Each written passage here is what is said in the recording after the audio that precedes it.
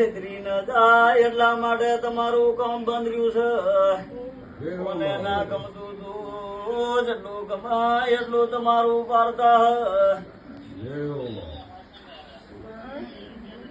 બાબુ.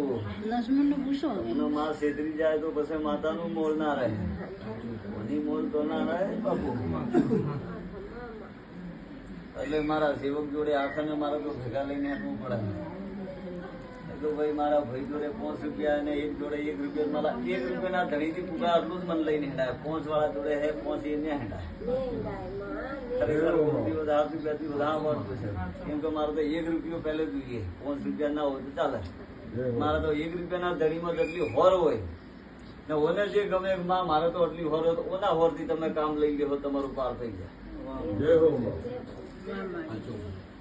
આ તો દીકરા હું તમારા કેવું કીધું છે કે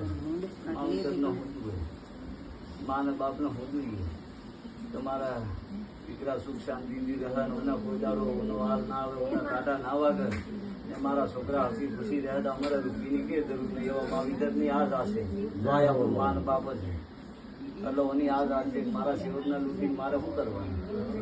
તમારા જેટલું આટલું બનાવે તમારે છોડી દેજો, આખા બાજુ જંગલા કરી દેજો. ધાબાથી તમારે ના પોહાય કહું છું. તમને એવું થાય કે ધાબુ ના પોહાય તો તમારા પતરા નાખીને છોડી દેજો. એવું કઈ તમારા વાંધો ના, તમારા કોઈ દાડો નો હાલ સબનો વિચાર થઈ જાય. આખું ધાબુ બંધ તો મા મંજૂર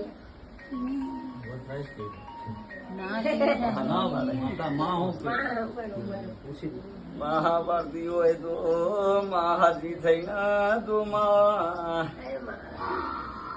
જામો બળાલજે પેડીએ બળાલજે તારે મરજી હોય તો માનું કે